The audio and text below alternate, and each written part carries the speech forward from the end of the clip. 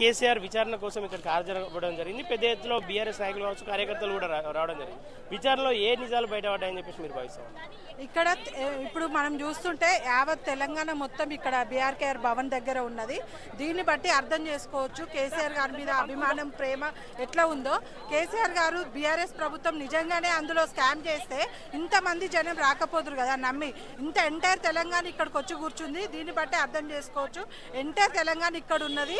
అందులో నిజాలు వాస్తవాలు మాత్రమే చెప్పడం జరిగింది. ఇప్పుడు ఉన్న వాస్తవాలు చెప్పడం జరిగింది. ఎవరిని ఎక్కడ మోసం చేయలేదు. రైతులందరూ వచ్చిండ్రు. ఇప్పుడు రైతుల సపోర్ట్ ఉండదు కదా. ఇన్ కేస్ మనం అందులో మోసం జరిగితే, స్కామ్ జరిగితే రైతుల సపోర్ట్ ఉండదు కదా. మొత్తం ఎంటైర్ తెలంగాణ రావడం జరిగింది. దాన్ని బట్టి అర్థం చేసుకోవచ్చు ఇది ప్యూర్లీ తెలంగాణకు వరప్రధాని ఈ కాళేశ్వరం ప్రాజెక్టు. దీన్ని కేవలం రేవంత్ రెడ్డి గారు కక్షపూరితంగా తన ఇమేజ్ పెంచుకోవడం కోసం కేసీఆర్ గారిని పీసీ ఘోష్ కమిషన్ ముందు నిలబెట్టిన అని విర్రవీగడం కోసం, ఆయన జస్ట్ విర్రవీగడం కోసం మాత్రమే కేసీఆర్ గారిని ఇంత ఇబ్బంది పెట్టడం జరుగుతుంది. ఇవన్నీ తెలంగాణ ప్రజలు గుర్తుపెట్టుకుంటారు. ఇప్పటికిప్పుడు ఎన్నికలు జరిగితే బీఆర్ఎస్ ప్రభుత్వం భారీ మెజార్టీతో గెలవబోతుందని తెలియజేసుకుంటున్నారు. అంటే ఏ తప్పిదాలు లేవని చెప్పేసి భావిస్తారా కాళేశ్వరంలో? ఖచ్చితంగా ఎటువంటి తప్పులు లేవు. ఎందుకంటే అంటే ఏ తప్పిదాలు లేదాక ఒక రాష్ట్రానికి 2 సార్లు ముఖ్యమంత్రిగా చేసినటువంటి వ్యక్తి, 2 మినిస్టర్లకు ఏ తప్పిదాలు లేని నోటీసులు ఇచ్చేంత సీన్ ఉంటుంది అంటారా ఆ కమిటీకి? అంత సీన్ ఉంటుందండి. అధికారం ఎక్కడ ఉంటే అక్కడే ఉండు, వాళ్ళదే రాజ్యం నడుస్తుంది.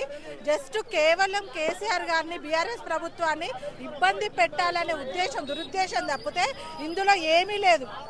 ఒకప్పుడు నాగార్జున సాగర్ కట్టకపోతే జవహర్లాల్ నెహ్రూ గారు ఇప్పుడు మన తెలంగాణ, ఆంధ్రప్రదేశ్ రాష్ట్రాలకు నీళ్లు అందేవా? ఇప్పుడు కేసీఆర్ గారు కూడా అదే పని చేసారు. అప్పు చేసి నా పిల్లలకు నెక్స్ట్ జనరేషన్స్కి ఏదైనా ఇవ్వాలని కాళేశ్వరం కట్టడం జరిగింది. ఫైనల్ గా విచారణలో ఏమైనా నిజాలు బయటపడి నిజంగా మరోసారి కమిషన్ ముందుకు రావాల్సి వస్తే కేసీఆర్ రావడానికి సిద్ధంగా ఉన్నాడా, భయపడుతున్నా? భయపడేది ఉంటే ఈ రోజు కూడా రాకపోదురు కదా. ఈ రోజు ఎందుకు ఇంతమంది జనం స్వచ్ఛందంగా రావడం జరిగింది? కేసీఆర్ గారు ఎప్పుడైనా తెలంగాణ ఉద్యమంలో కానీ ఎక్కడైనా భయపడడం చూసిండ్రా? అసలు ఎక్కడా చూడలేదు. కేసీఆర్ గారికి మాట బయటకు వస్తేనే, కేసీఆర్ గారి నుండి మాట బయటికి రాకుండా మౌనంగా ఉన్నా, ఎట్లా ఉన్నా సరే అధికార పార్టీ భయపడుతుంది. కాబట్టి వాళ్ళ కూర్చోబడి పీసీ ఘోష్ కమిషన్ ముందు అంత పెద్ద వ్యక్తిని తీసుకొచ్చి నిలబెట్టడం జరిగింది.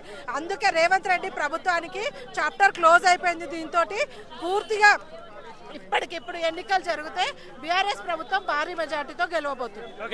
Thank you. జై. మీ విదేశీ కలలను సాకారం చేసుకోండి. ఫ్లైగ్రాడ్